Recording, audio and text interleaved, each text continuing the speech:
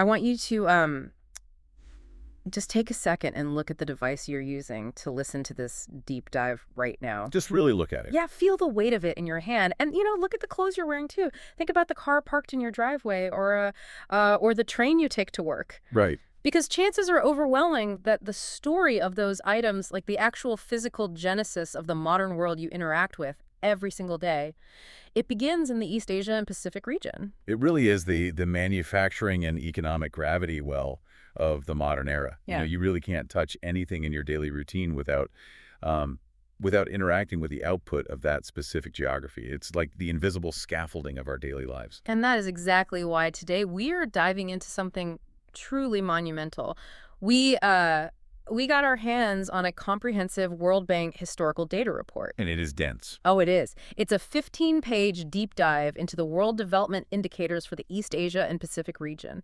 And it covers an incredible timeline from 1960 all the way to 2023. Yeah, over 60 years of data. Exactly. We are looking at how a third of humanity lives, works, and, well, survives.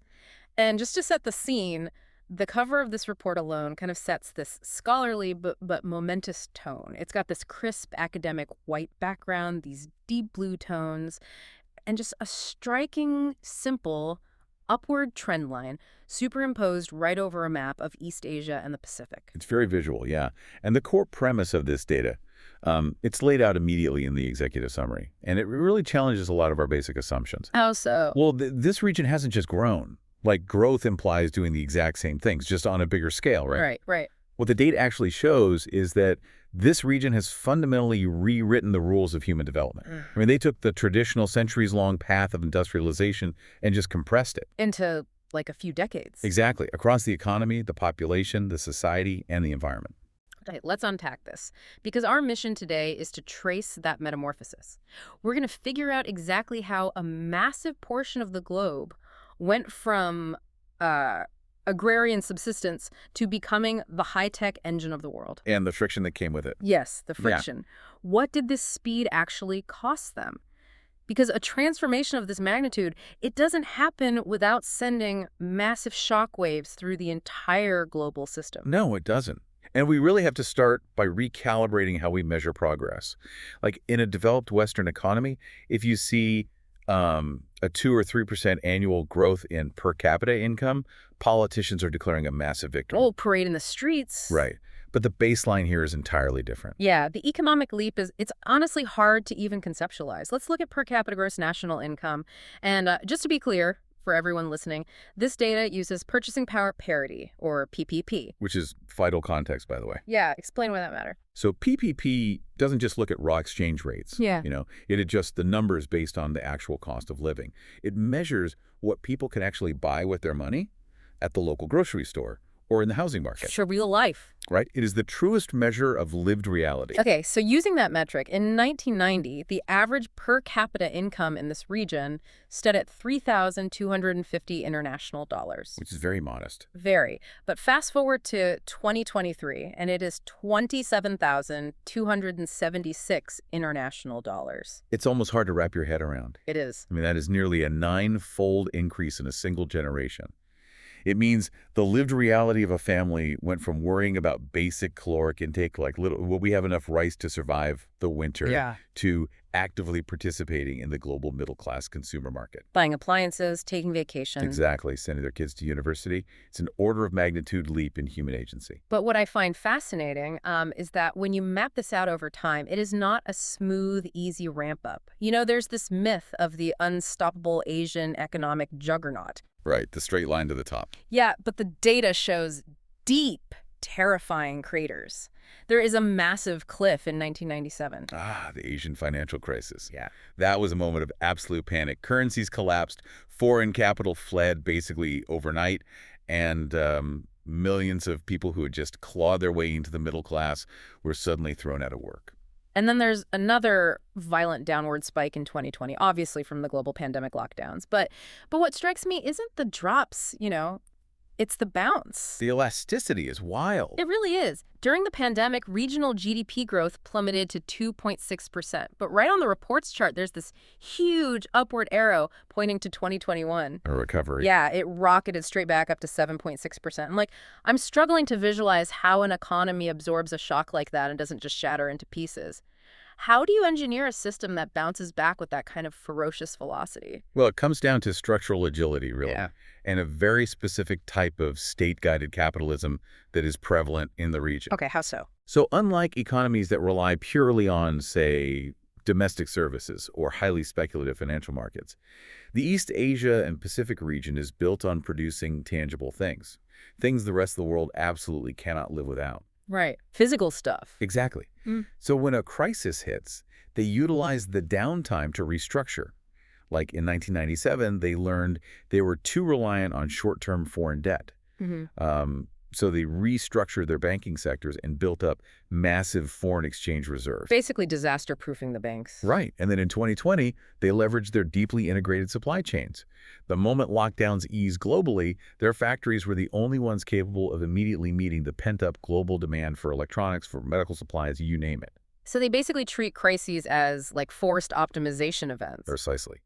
But that resilience is only possible because of a massive underlying structural shift in how people actually spend their days. Which is the shift from the farm to the factory. Yeah. And the stacked area chart in this report detailing the three major economic sectors, it is staggering. In 1991, nearly half the workforce, 49.7%, was employed in agriculture. Almost half. Almost half. But by 2022, that number plummeted to just 19.4%.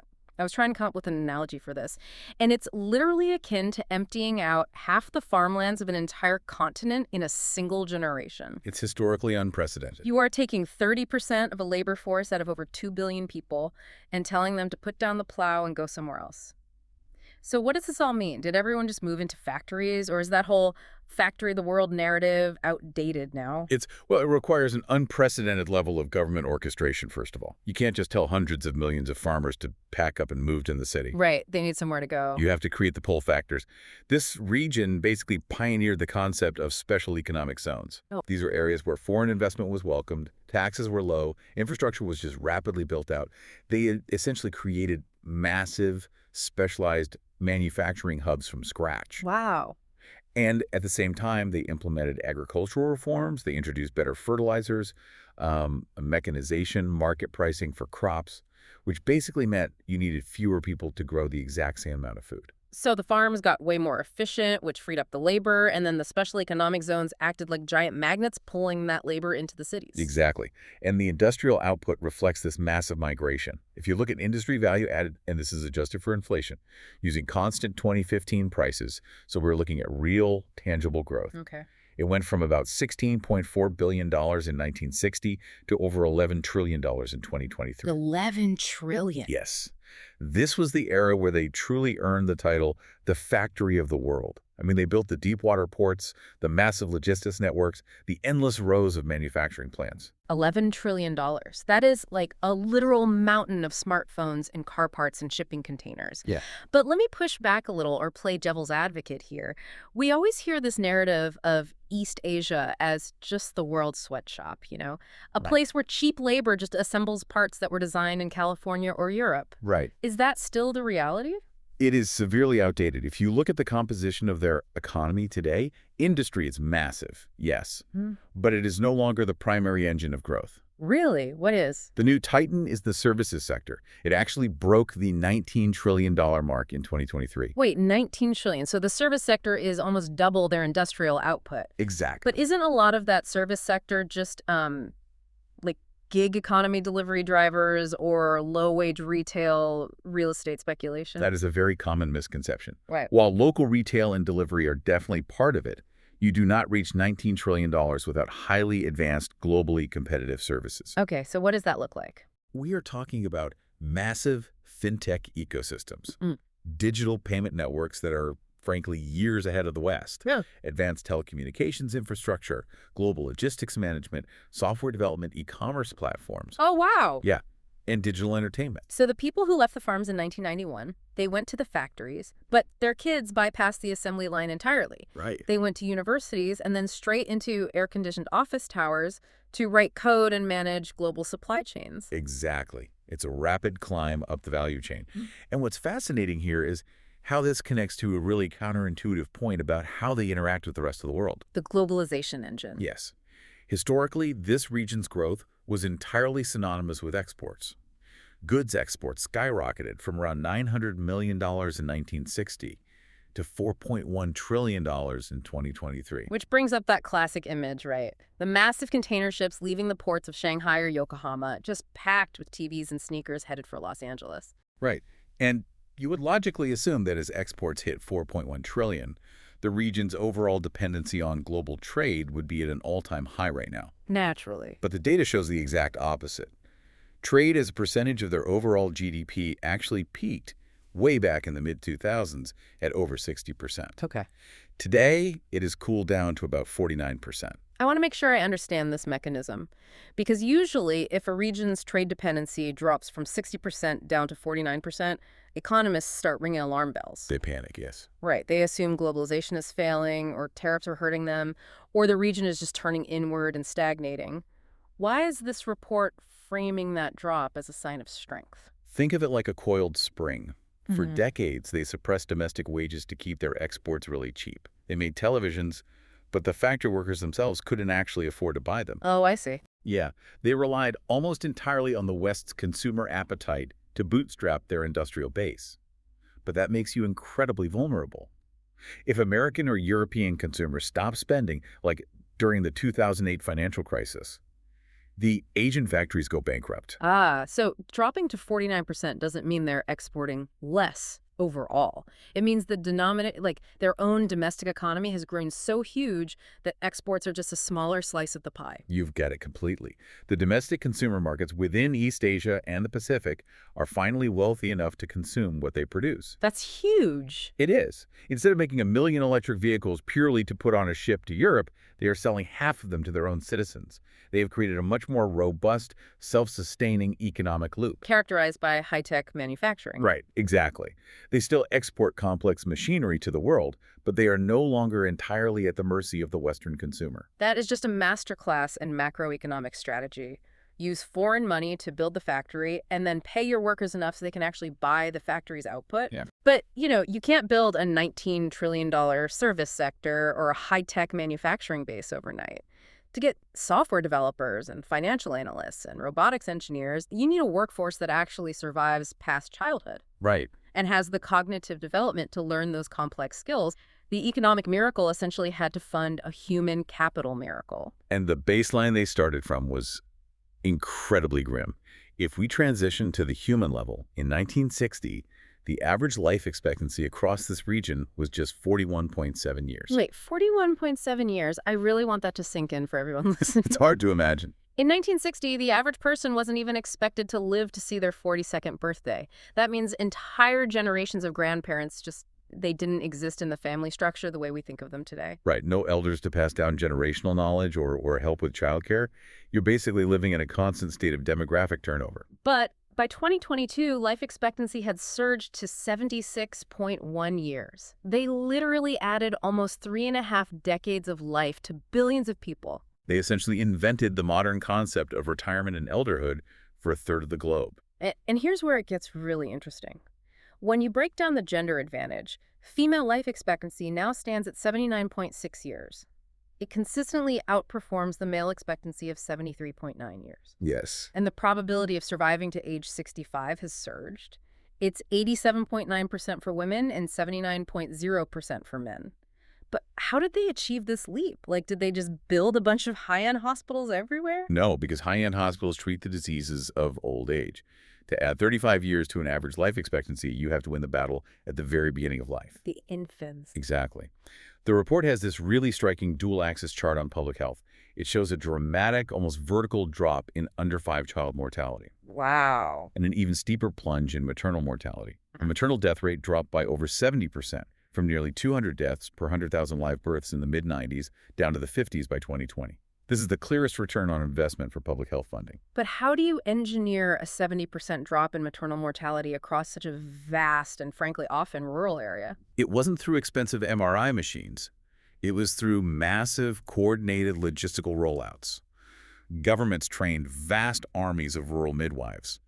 They built basic, accessible rural clinics focused purely on safe childbirth and basic sanitation. So grassroots healthcare. Right. They rolled out regional vaccination programs and invested heavily in clean water infrastructure. So it's about getting clean water and basic antibiotics to a village rather than building a state-of-the-art surgical center in the capital city. Exactly. And think about the economic mechanism here. If childbirth is a routine death sentence, female participation in the workforce is incredibly unstable. Right. When maternal mortality drops, women can safely plan families and remain in the labor pool. Furthermore, when child mortality drops, a massive psychological shift occurs.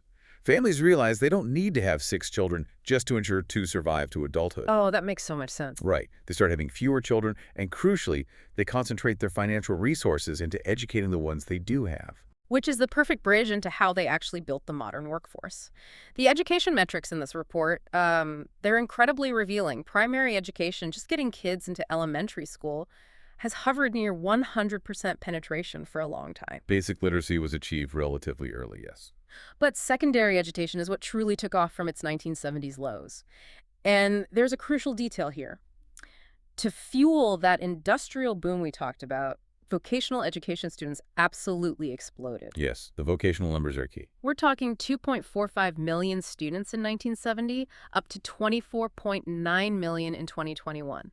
That is a tenfold increase in students learning specific, actionable trades. Because you cannot scale an industrial base to $11 trillion Right. with just people holding philosophy or literature degrees. Right. Academic universities are vital for the advanced services sector, obviously, but vocational training prevents the massive skills mismatch that plagues so many other developing economies. They intentionally built an army of specialized technicians, electricians, machinists. Basically mapping their educational output directly to their industrial policy. Precisely. Mm-hmm. But the data point that you really have to look at, the one that fundamentally rewired the labor force and societal potential, is the Gender Parity Index, or GPI. Yeah, for youth literacy, right, ages 15 to 24. Right. Overall, youth literacy hit 99.1%. But the true milestone is that the GPI moved from 0.82 in 1976 to a perfect 1.00 in 2022. And to contextualize that, a GPI of 0.82 basically meant that for every 100 literate young men, there were only 82 literate young women. Exactly. Millions of women were structurally locked out of the modernizing economy simply because society refused to teach them to read or write. So hitting a perfect 1.00 means that foundational gender gap has been completely eradicated. Yes. And I mean, think about the sheer cognitive horsepower that unlocks. You are suddenly bringing hundreds of millions of female brains online, economically speaking. You are literally doubling your talent pool overnight. It is the ultimate compounding loop of human capital development. When women can read, when they go through secondary and vocational education, they delay marriage. They enter the high-value workforce, they start businesses, and they become consumers. It changes everything. It does. And when they do have children, they invest deeply in their education, repeating and amplifying the cycle. And this is where the story takes a really sharp turn, because there is always a paradox in economics, right? There always is. This compounding loop of success keeping people alive longer and integrating fully educated women into a modernizing economy, it inadvertently triggered a massive structural demographic slowdown. It's the ultimate paradox. The very policies that created the economic miracle are now, in a way, threatening to undo it. Let's look at the sheer scale of the population first. The total population more than doubled over this period. It went from 1.04 billion in 1960 to 2.36 billion in 2023. That sounds like a massive growing workforce. It does. But there's a specific data point circled on the report's chart. The population growth rate actually crashed. It went from a high of 2.6% in the 1960s down to a historic low of just 0.6% in 2023. And this raises an important question about the demographic dividend. Okay, what does that mean? Well, the era of high growth, young population that fueled the economic miracle that is definitively over, it's been replaced by a low-growth, aging population reality. For the last 40 years, this region had a massive bubble of working-age adults supporting a relatively small number of elderly dependents. It's a perfect ratio for generating immense wealth. Exactly. But that window has closed. Yeah, the age pyramid reversal is stark. In 1960, the 65 and older demographic was a tiny sliver, just 3.9% of the population. By 2023, it's a massive 14+%. And at the same time, the youth demographic shrank. Right, children went from 39.7% in 1960 to under 20% in 2023. The classic population pyramid is turning into, like, a straight column. And the report highlights this specific old-young dependency crossover point with a red circle. The old-age dependency ratio spiked from 6.9% to 20.0%. That's a huge jump. What does that actually mean for the society? It is a massive warning sign of an impending shift in social burden. It means for every 100 working-age individuals, there are now 20 elderly individuals who need to be supported. They need pensions, health care, physical caregiving. Exactly. The burden shifts from building schools to building elder care. You are shifting billions of dollars away from innovation and growth and pouring it into the maintenance of past productivity. Wow. And what amplifies this challenge is where all these people live now, because the demographic shift happened concurrently with this urbanization engine. The spatial shift. Yes, urbanization went from around 24% in 1960 to 64.4% in 2023. This region currently houses over 1.53 billion urbanites. The logistics of that migration are just difficult to comprehend. I mean, I think of the 1990 to 2010 acceleration period as the largest spatial population transfer in human history. It's literally akin to packing up multiple continents and moving them into high-rises in just a few decades. The sheer volume of concrete poured, the miles of subway tunnels dug, it's mind-boggling. And we have to remember that this urbanization was the spatial realization of the industrialization we discussed earlier. You cannot generate $11 trillion in industrial output with a dispersed rural agrarian population. You need dense labor markets. Right. Millions of workers living within commuting distance of megafactories and tech hubs.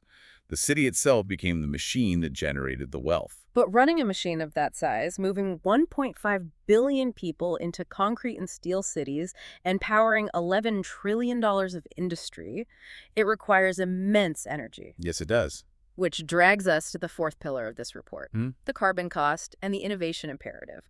We really have to examine the environmental toll of this miracle. The environmental data is the unavoidable shadow of the economic boom. And the statistics are sobering. Let's just read them impartially. CO2 emissions climbed from 2.2 billion tons in 1970 to 17.3 billion tons by 2022. That's a massive jump. Huge. Per capita emissions jumped from 1.75 tons to 7.35 tons. Total greenhouse gas emissions now approach 21.4 billion tons. It is the strict mathematical consequence of the path they chose. You can't forge that much steel and power that many factories without burning an ocean of fossil fuels.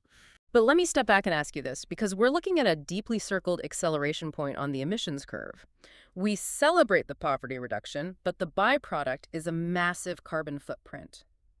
How does a region dependent on industrial growth transition to low carbon without triggering an economic collapse? Well, the report takes a very neutral perspective on this challenge. It explains that lowering energy intensity and building climate disaster resilience, it isn't just an environmental goal. It is the core prerequisite for the region's future economic survival. Meaning, if they don't fix it, the climate disasters will physically destroy the wealth they just built. Precisely. Remember those 1.5 billion urbanites. A massive percentage of them live in low-lying coastal megacities. Rising sea levels and extreme flooding are direct, existential threats to their ports and financial centers. So they are trapped between the demographic drag of an aging population and the existential threat of their own carbon footprint. They have to pivot. And the final data charts show the region's aggressive counter-strategy: technology. Resident patent applications saw an explosive vertical climb. We're talking roughly 170,000 in the 1980s to 1.76 million in 2020. And look at the underlying infrastructure enabling this. Massive R&D expenditure and a highly electrified society.